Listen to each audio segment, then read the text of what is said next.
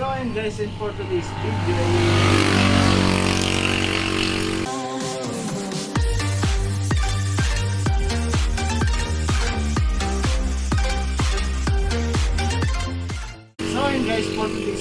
tayo ngayon ay mag-build na ng ating basic solar setup dito sa ating shop. Bali may nagawa na tayo na battery pack. Ito ay 24 Ah lang. Hindi pa kasi dumadating yung iba nating stock at wala pa tayong budget na pambili. Kaya ito po na yung ating ginawa. Ayan. Pakita ko po sa inyo yan. 24 32650 with active balancer. Ayan, makikita nyo. May ilaw na yan. Ayan. At BMS na 80 amperes. 80 amperes lang kinuha kasi nga 1000 watts lang yung ating inverter. Inverter nga pala natin ay yung toroidal. One solar. Yun po yung ating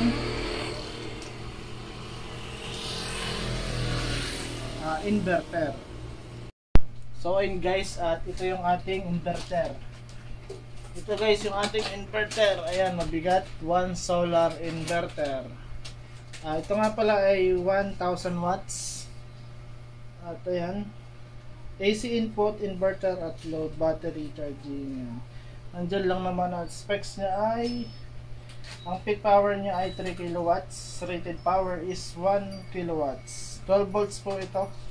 Current 92 amperes. Charging voltage 13.8. Ang bigat. Kaya goods to goods ito para dito lang sa mga printer. Ang aircon di po kaya kasi 900 watts. 1000 watts to. Ayaw ko namang i-loaded ng sobra to. Yung sagad-sagaran para tumagal yung buhay ng ating. Ito nga pa. Ayan, nakabuilt din yung ating wire dito sa loob. Tapos yung ating AC input at output na andito na rin. Dito sa side na to. May cover siya para safe. Ayan, napakalaki. At ikabit na natin siya dun sa taas ng ating pader. Ibabaray na po natin yan. So ayun guys, at ikakabit na natin dito yung ating one solar inverter. At magbabaray na po tayo dito. Balang ginawa ko yung ano lang sa band paper ng mga butas ng ating one solar.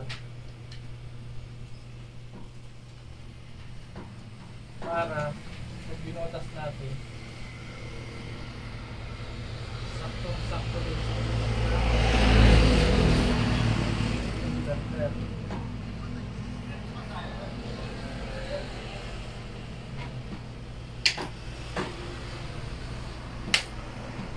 Muuga ko yung ating hagdan.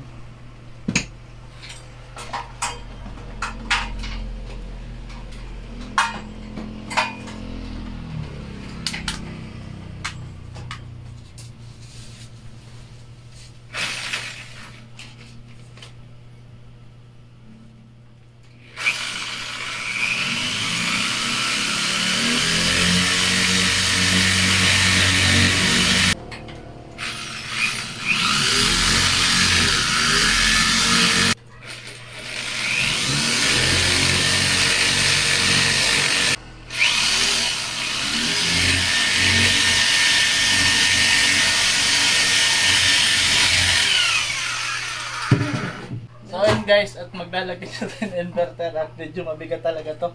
Solo lang kasi tayo nag-aakyat at tinutulungan lang ako ng asawa ko, taga-abot-abot.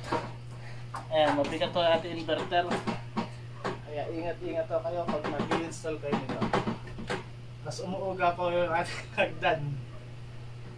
Tornilyo saka yung pangtalas mo pala katabi ito.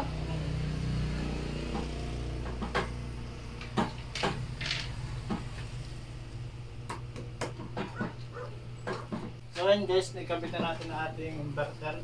Ikakabit naman natin yung mga battery dito sa ibabaw. Pero ang gagawin lang natin, ipapatong lang muna natin kasi yung battery natin mapabuti natin yung 100 mAh para pang backup dito sa phone shop. Kaya kung bago ka lang dito sa ating YouTube channel, paklik na lang natin subscribe button para updated ka.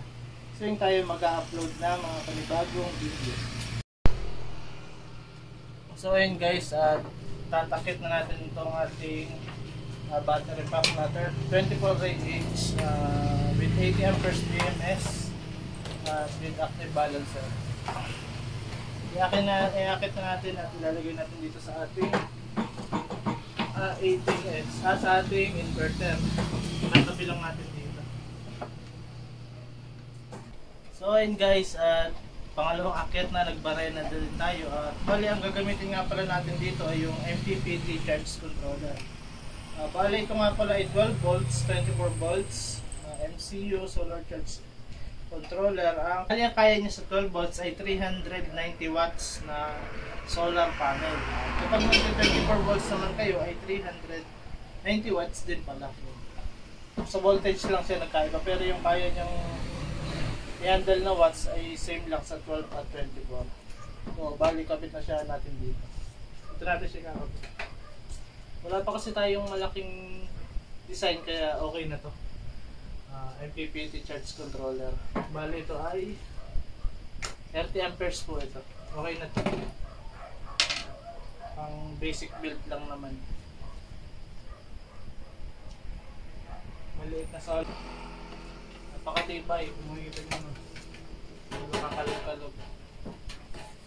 Ang ating one solar. Ang ating battery. Bali hintay lang natin mabuo atong 100 AH na battery. I-build natin yung 100 AH. Hintay-hintay lang kayo guys. At makikita nyo rin ang ating build kapag natapos. So bali na-order ko lang to ng breaker box at saka ATS. Lalagyan natin para may convert natin dito sa ating may kabit natin dito sa ating buong supply ng shop. Kasi mas maganda na yung safe kaysa taas baba. Baka mamaya may taas bigla ng iba, kaya mas maganda na yung sigurado. Guys, at naikabit na natin yung ating charge controller 13.4. Ito yung ating battery, yung ating solar panel. Kaya yan muna yung ating wire, at yan naman ay mababa lang, wala pang 50 watts yan para may charge yung ating 24 AH. Hindi pa kasi ako nakabili ng 100 watts panel, kaya kaya naman niyang i-charge, kaso mga 2 days bago mapuno. Pero hindi naman ako nalolobatan, hindi naman nalolobat kasi halos 30 watts yun ang aking panel. Tapos ito 30 watts lang naman pati yung ginagamit ko palagi kasi nga ayaw kong ilobat to. Tapos ito yung battery papunta dito. Yan. Yan yung battery papunta dyan. Wide natin. Ito yung battery papunta dyan. Tapos ito papunta dito kasama yung ating panel. Tapos ito yung output papunta sa ating inverter. Tapos ito yung kanyang wattmeter papunta dun sa ating AC output. Yan. Tapos ito yung ating outlet. So ayun, testingin natin. Power on natin. Ayan, ito yung breaker papunta sa ating inverter. Then one solar, hold lang. Nabuhay na. Then nabuhay na rin yung ating wattmeter. Goods na goods. Gumagana ang ating mini solar setup. Sa mga bago dyan katulad ko, comment lang kayo, baka may gusto kayong, may idea kayo, may gusto kayong i-suggest. Pero ito ay papalitan pa rin natin, dadagdagan natin kasi yan halos 100 AH o higit pa. Tapos ito, kaya malaki ang BMS nya kasi naka-ready yan sa malaking load, sa malakihan. Ito 63 ampere, 60 ampere, 63. Tapos ito yung ating AC. At ito kasi maglalagay tayo dito ng ATS. Kung kasya dito, hindi pala dyan may pan. Kung dito, sigurado doon na lang siguro sa gilid yung ating ATS. Para dito kasi yung main natin, yung main supply, yan, bottleneck dyan. Tapos doon na lang ang ating ATS. Tapos pinakang backup lang muna natin to kasi nga Maliit lang natin battery, backup lang siya. Pag nawala, mayroong madalas din ang mawalang kuryente dito, kaya okay na okay pang backup. Then manual lang muna yung ating ATS, kasi hindi ko muna ito bubuhayin ng magdamag, kasi nga maliit lang yung battery natin, baka malobatan tayo. Kasi alam ko kumakain to pero hindi ko pa naman nasubukan. Sabi ng iba kumakain daw to ng kahit walang load, kung ilang watts hindi ko lang sigurado. At ayun guys, siguro hanggang dito lang muna yung video na to. Kita-kits na lang tayo sa mga susunod ng video. Ayan po yung ating mini solar setup ng ating One Solar with watt meter. Sa susunod na video po ay kakabit natin yung ating breaker box. Nakalagay na po itong breaker ng battery, inverter, tapos yung ating watt meter, at lalagyan ko na rin ng breaker para dun sa ating solar charge controller. Bali 3 breaker at saka yung breaker papunta sa AC. Kompletuhin na po natin. Kita ko sa susunod na video. Huwag kalimutan mag-subscribe, share, and comment. Sa mga may idea dyan, comment lang po kayo para makatulong din po sa mga expert natin dyan, solarista. Shoutout po sa mga expert natin dyan, and kita ko sa susunod na video.